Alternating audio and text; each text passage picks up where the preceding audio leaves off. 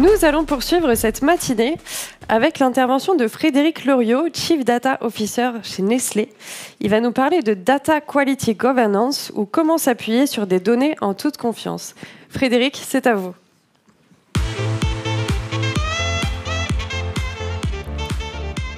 Bonjour à toutes, bonjour à tous. Moi, je peux faire aussi comme la personne de Domo. Qui connaît Nestlé? Ok, oui, j'ai quand même plus de succès. Par contre, moi, j'ai pas de stand en bas. Donc, il y a des supermarchés un peu partout si vous voulez trouver des produits Nestlé depuis la naissance pour les bébés Nestlé. Du Gigos, puis Nesquik, Chocapic, Nescafé, la Vittel, du Perrier, San Pellegrino. J'en passe, c'est des meilleurs. Et aussi même pour les produits pour animaux, Pro-Plan, Friskies et compagnie. Alors, beaucoup de données et gouvernance de la qualité des données, et pas gouvernance des données, où la différence est subtile et je vais pouvoir vous l'exprimer. Théorie et mise en pratique, en fin de compte, je vous la fais à l'envers, je suis plutôt vers la mise en pratique, partir d'un exemple pour illustrer ce que je vais exprimer, et puis après on prendra un peu de hauteur, la théorie, on en a parlé aussi beaucoup ce matin. On aime beaucoup la méthode, encore à l'instant, avec les personnes de Renault qui étaient assez friandes de méthode. Enjeu, mise en pratique, théorie, puis effectivement, comment démarrer, que ce soit pour nous, mais aussi pour vous, parce que je pense que ça peut s'appliquer vraiment à toute entreprise. Alors, les enjeux, bah oui, les enjeux, c'est ce qu'on veut, c'est pouvoir prendre toute décision, de plus en plus de décisions et derrière des actions en s'appuyant sur des données de confiance. Et là-dessus, c'est sûr qu'on est, et on l'a vu ce matin en introduction, les solutions sont de plus en plus expertes. On parle d'intelligence artificielle. Ça veut dire qu'on a des solutions avec des algorithmes qui sont de plus en plus élaborés, dont on comprend de moins en moins comment ça marche, et qui donc manipulent beaucoup de données qu'on ne va pas pouvoir voir et surveiller la qualité. En fin de compte, on leur fait une confiance aveugle à ces données pour pouvoir utiliser ces solutions. Décision de plus en plus rapide, oui, on est là aussi dans une immédiateté de la décision, l'immédiateté de l'action dans toutes nos entreprises. Là où les données, par le passé, représentaient à travers des tableaux de bord une description de la réalité, puis après donner un diagnostic par rapport à la performance. Ce qu'on veut maintenant, c'est de la prédiction. Et ce qu'on veut, c'est même de la prescription. C'est ce que je dois faire directement. Ces données, là encore, par le passé, étaient assez structurées. C'était des chiffres. On les mettait dans les tableaux Excel qu'on pouvait travailler facilement avec un croisé dynamique. Là, maintenant, les données, on a aussi de l'image, on a du son. Et en plus, c'est plus simplement My Data de nos entreprises qu'on peut assez bien surveiller avec une gouvernance de données pour le coup. Non, c'est aussi de la donnée qu'on acquiert à l'extérieur, qu'on va prendre chez des sociétés, chez des panélistes, qu'on va récupérer ou collecter et dont justement le niveau de qualité n'est pas si immédiat. Donc c'est bien ça un enjeu, c'est l'enjeu de pouvoir prendre ces décisions et les prendre sans se poser des questions ou d'avoir des doutes sur les données qui ont étayé ces décisions.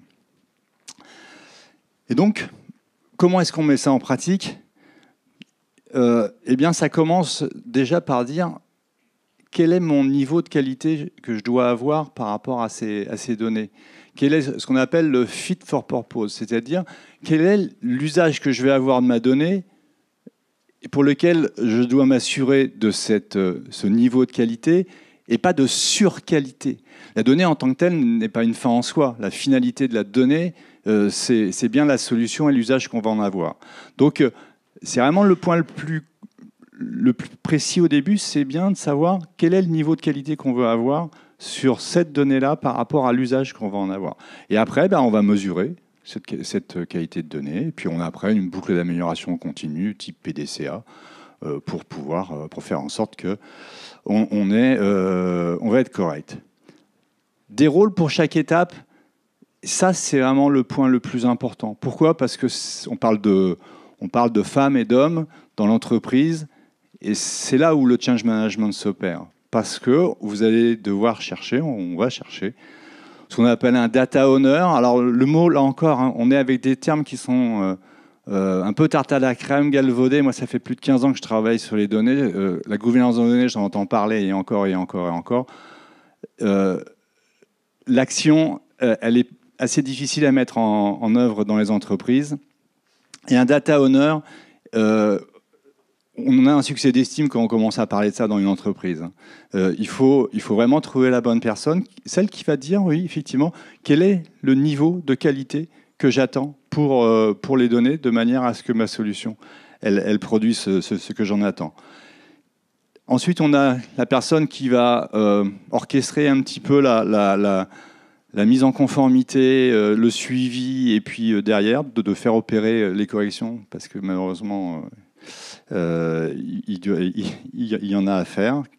J'appelle ça un business data steward, et puis les correcteurs, qui sont dans les métiers. Donc, ces trois rôles, c'est bien dans les métiers, dans les fonctions, dans les business units que ça se passe.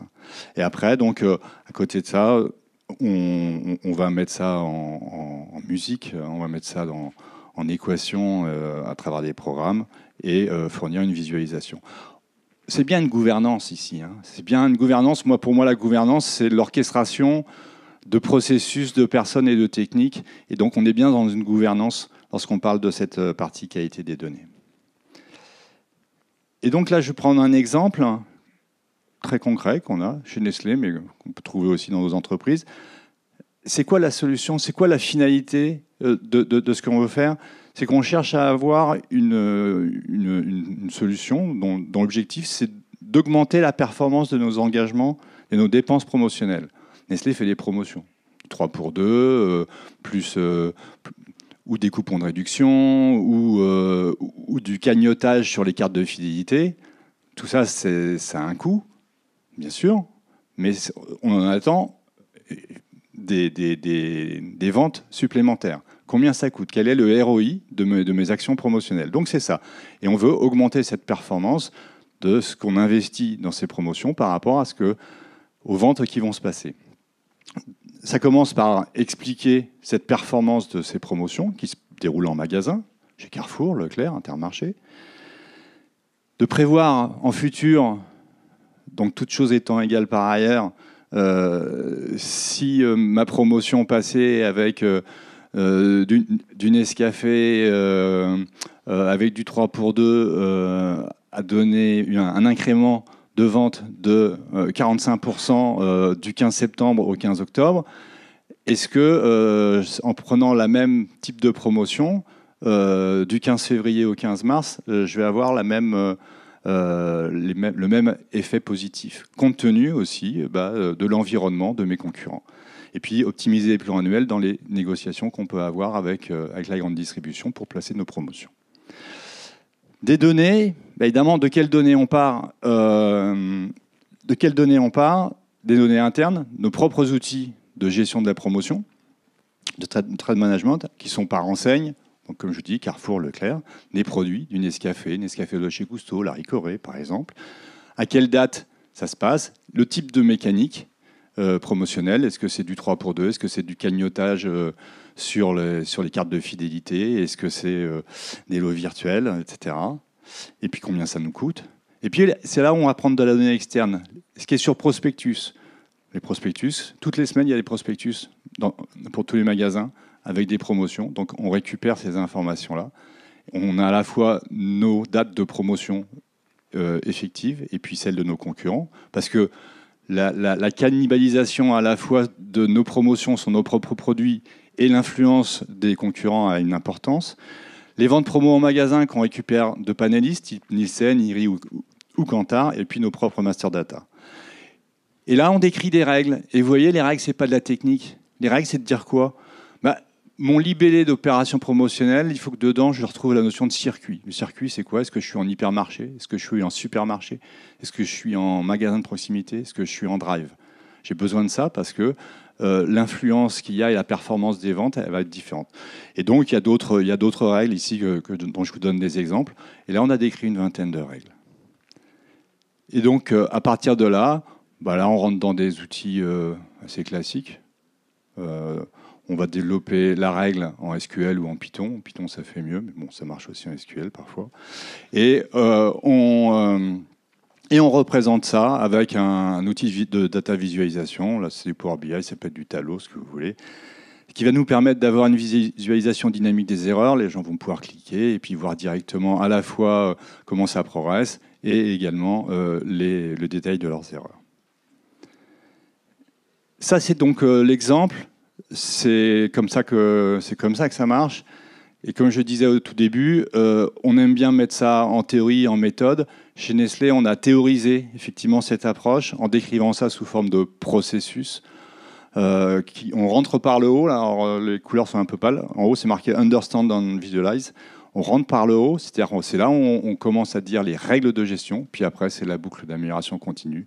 On va mesurer, on va monitorer, on va faire les corrections et on va ancrer les corrections dans les systèmes pour éviter que les erreurs ne se reproduisent. Donc on va faire une approche un peu de non-récurrence des erreurs. On met ça dans un référentiel, à la fois référencer les règles de gestion, mais aussi les développements, on met aussi les développements et les tableaux de bord dans un data catalogue. Et on a donc ces rôles qui, eux, doivent s'inscrire dans les responsabilités actuelles des personnes. Et c'est bien des rôles qu'on va décliner pour chaque source de données. L'application, la solution dont je vous ai parlé en exemple là, on a une vingtaine de sources de données différentes. Et donc, si j'avais 20 règles par source, j'aurais 400 règles en tout, quoi. Et donc, on va définir ces rôles qui sont vraiment clés. C'est vraiment la difficulté. Le reste, là, c'est de la théorie. C'est assez facilement applicable partout, tout le monde peut le comprendre. Mais après, la difficulté, c'est vraiment d'aller trouver les bonnes personnes qui vont accepter de donner la règle qualité qu'il doit y avoir sur ces données par rapport à ce qu'on en attend. Et Technical Steward et Data Governance Experts sont plus des personnes qui sont internes à l'équipe data et qui vont pouvoir travailler pour toutes les règles. Maintenant, comment démarrer? C'est quoi le Get Started? Si vous, dans vos entreprises, vous voulez appliquer ce type d'approche, le prérequis, c'est d'avoir un cas d'usage. C'est un cas d'usage, choisir une solution. Et ma reco, c'est de le faire dans un mode projet. Je vais vous expliquer tout de suite pourquoi. Et donc, le premier point, j'ai dit, c'est le point névralgique. Identifier, nommer le data owner. Et ça, c'est orchestré un peu par ce gouvernance expert, quelqu'un qui connaît un petit peu l'histoire. Et à partir de là, on déroule, on va chercher les règles. Il y a des règles qu'on peut mettre en équation et d'autres qu'on ne pourra pas mettre en équation. Il ne faut pas rêver. Il y a la faisabilité. Tout à l'heure aussi, il y a eu une présentation, il y a toujours cet impact effort. Sur les règles de qualité, il faut se poser la question de... est-ce qu'on peut mettre en équation la qualité qu'on attend? La qualité, c'est est-ce que la donnée est présente? Est-ce qu'elle a le bon format? Est-ce qu'elle est juste? Est-ce qu'elle est fraîche? Vous voyez, il y a beaucoup de dimensions en qualité. On ne va pas rentrer trop dedans, mais il n'y a pas... Le mot qualité, il recouvre beaucoup de dimensions à l'intérieur. Et après, donc, on déroule le développement et on déroule aussi la mise en œuvre. Et pourquoi le mettre en mode projet? Parce que moi, je dis, pas de data, pas de chocolat. C'est-à-dire que si vous ne faites pas ça, le projet, il ne peut pas démarrer. Je ne peux pas mettre mon projet en qualité, avoir la solution qui va délivrer si déjà la qualité de la donnée dont je me sers pour mettre en place le projet, elle n'est pas orchestrée, elle n'est pas gouvernée. Et mettre ça sur les épaules des simples chefs de projet, des équipes data ou IT ou celles que vous voulez dans vos sociétés, ça ne suffit pas. Il faut bien, dès le début, mettre les gens à qui ça sert, à qui profite le crime, la fonction, le business unit, au cœur de cette responsabilité, de manière à les habituer à ça. Et après, donc moi, c'est un peu mon cheval de Troie, c'est que après ça reste. C'est le post-requis, c'est qu'une fois que la solution est délivrée, on dit vous voyez, ça a d'autant mieux marché que la qualité des données était bien gouvernée. Et maintenant, vous allez le continuer, mais vous avez eu un gros effort probablement pour la mettre en qualité, pour arriver à ce niveau-là. Maintenant, ça va être du fine-tuning. Et voilà. Et merci beaucoup. Je suis à 9 secondes de mon intervention, sans avoir répété. Mais en tout cas, c'était un plaisir de partager cette expérience avec vous. Et je vous souhaite une très bonne journée si je ne vous revois pas.